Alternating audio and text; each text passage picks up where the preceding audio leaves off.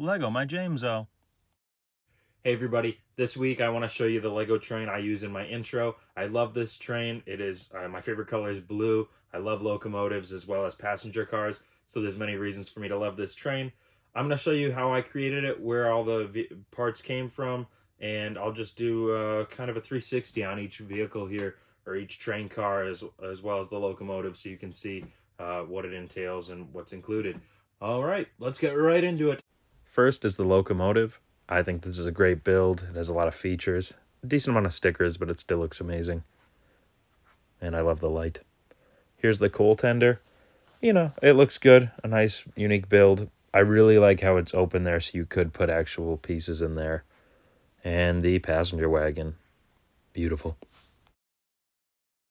In the bottom front, we have the electric train motor. I love these, how it just takes power from the rails. So then we have a wire that feeds up through the cabin here. It goes out through the front to the light.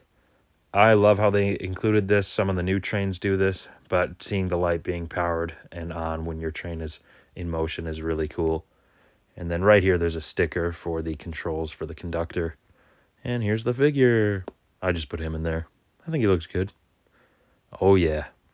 And then the stickers. But I think it's pretty cool. A lot of space in there. Coal tender, you've already seen this. It's just, it's nice how it's open in there, as you can see. So you could put coal pieces or even figures if you wanted to. You know, nice play set. And the passenger wagon. I love these. They have two doors, one on each end. They open and close. On the inside here, we have our furnace to keep it hot, as well as 4 seats for figures. Definitely a really cool piece. Cool build. And I love it.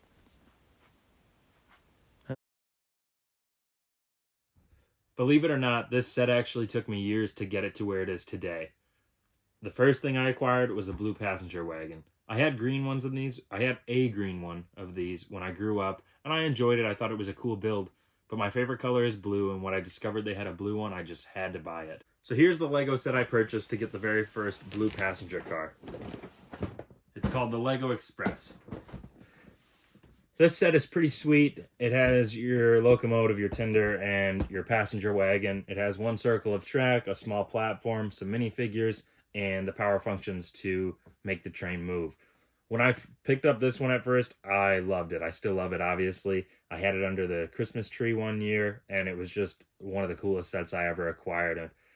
And then I decided to grow and get more of these. My long-term goal, which I currently achieved, is to have a 3-car passenger train all in blue.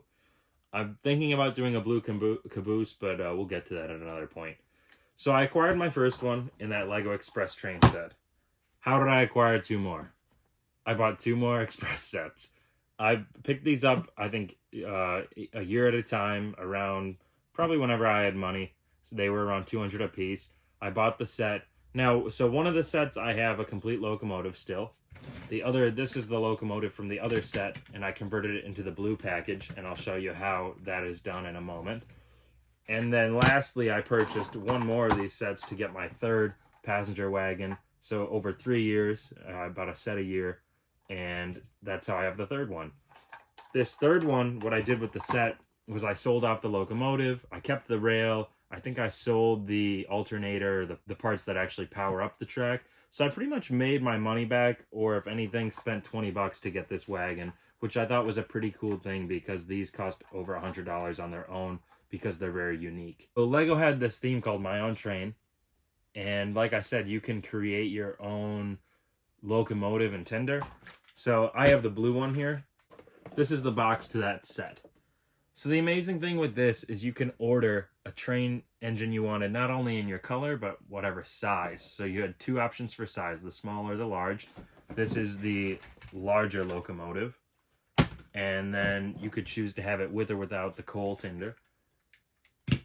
And you could choose between colors.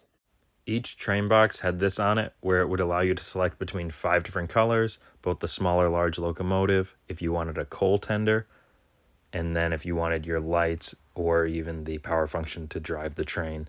I just think it's amazing Lego included this variability for a set like this, and it just shows how many locomotives you can create. Here we have the My Own Train category in Bricklink. So you can go in here and see all the different locomotives they have, the different train cars you could have bought back then.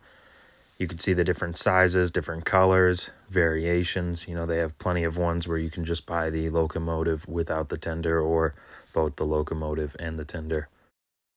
And then if you select any set, you can then see that it will be composed of 2 sets. You have the package of bricks as well as the original parts for the locomotive. So the base parts. This is just for the locomotive. It won't be a complete locomotive, but it'll be all the base parts that you'll use for every locomotive. This is the sticker sheet every locomotive will have. Regardless of size, you won't always use every sticker. And then you would have a pack of bricks that you could then select the part inventory here to see, you know, what parts are included or what do you need to complete a locomotive in that color. If you're trying to create a locomotive, go to Bricklink, see which model you like, check out which color you prefer, and then click on the set and it will show that it requires usually 2 sets or parts. The parts are for the base model, and that does not include the color elements you'll need. Then you'll need to select the color elements and see which parts are included under that inventory or catalog. And once you collect all those parts, you can essentially make any variation of the locomotive you'd like to. And last but not least, if you really want to create a small one and you're not concerned about a tender or other models or variations of that locomotive, find the instructions on lego.com or another website and just verify which parts you'll need, because these small locomotives here, you don't need all the parts listed to build it. Well, there you have it. So in coming weeks, I'm going to show you other locomotives I have, other trains, and I'm just going to showcase the collection. I'll finish the ceiling build and it'll look awesome. We'll get a bunch of trains up there, and hopefully you guys enjoy. I hope you enjoyed this video. If you did, please give it a thumbs up and please subscribe to see more. I'll be posting train content every Tuesday. I hope you enjoy. Train. I can't throw this out. You know, as much as I want to create a funny video of me crashing this, I love this train too much to do that, and I just really don't want to damage it. I'll crash another train in another video, but not this one.